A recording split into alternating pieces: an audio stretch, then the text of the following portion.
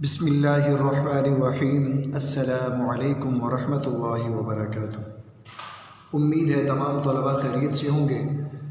بیٹا کل آپ کو شیخ سعدی کے مختصر جوابات لکھنے کے لیے دیے گئے تھے، یقیناً آپ تمام بچوں نے نوٹ پر لکھ لیے ہوں گے۔ آج آپ کو عمل کتاب کا کام کروایا جائے گا۔ آپ پہلے علم میں اضافے کی دعا پڑھ لیجیے، رب زدنی علما، اے میرے رب میرے علم میں اضافہ فرما۔ اب چلتے ہیں بیٹا عملی کتاب کی جانب، صفحہ نمبر 23۔ آج کی سب سے پہلے تاریخ لکھیں گے۔ آج تاریخ ہے 12 اگست 2020 عیسوی، دن بدھ۔ سوال نمبر 2، درج المرکبات کا مفہوم واضح کریں۔ حکیم مشرق، مشرق کا دانا۔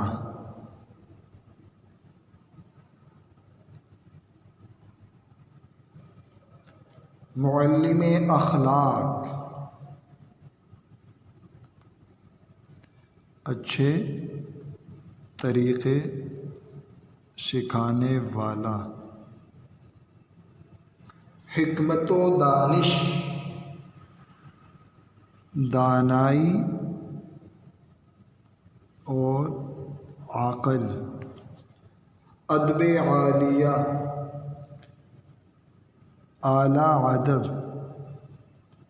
اعلیٰ ادب۔ سیر و سیاحت، سفر کرنا، گھومنا پھرنا۔ سوال نمبر 3، درست متضاد کے دائرہ لگائیں۔ بیٹا متضاد کہتے ہیں جو ایک دوسرے کے مخالف استعمال ہوں، ایسے الفاظ جو ایک دوسرے کے مخالف معنوں میں استعمال ہوں، ایک دوسرے کے ضد۔ دوست، اب 3 جوابات دیے گئے ہیں، درست متضاد کا آپ نے انتخاب کرنا ہے۔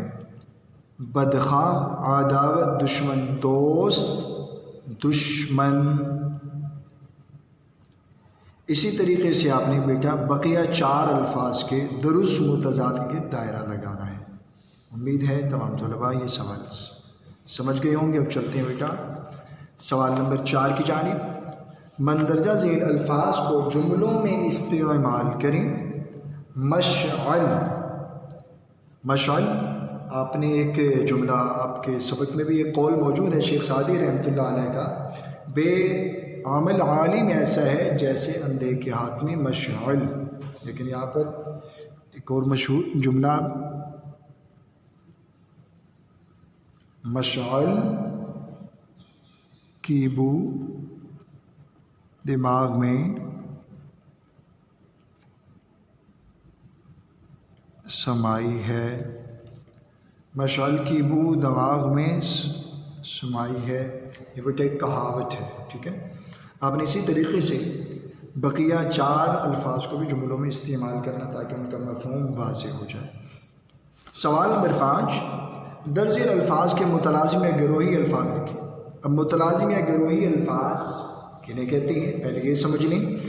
متلازم یا گروہی ان الفاظ کو کہا جاتا ہے کہ ایک لفظ آپ بولیں اور اس سے متعلق الفاظ آپ کے ذہن میں آ جائیں، جیسے بادل، فوراً آپ کے ذہن میں آئے گا بادل آسمان پر ہوتے، اور بارش، بادل کے بعد بارش کا، پھر بوندیں، یہ سارے سے متعلق الفاظ۔ اب بازار، بازار سے متعلقہ دکان، بازار میں دکانیں ہوتی ہیں، اور ریہڑی، اور بازار سے پھر چیزیں ملتی ہیں، ساز و سامان۔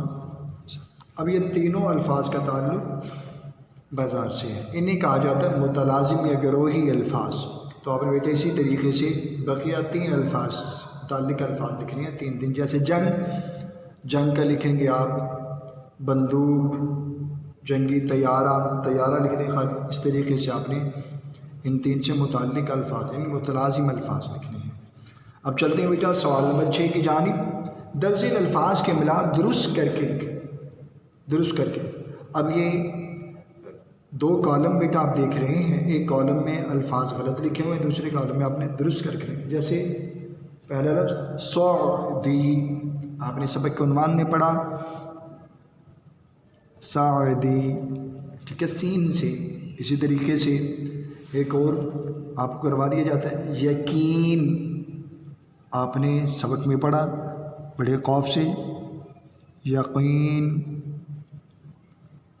इसी तरीके से आपने बेटा बकिया गलत अल्फाज को दुरुस्त करके उसके सामने खाने में लिखना है।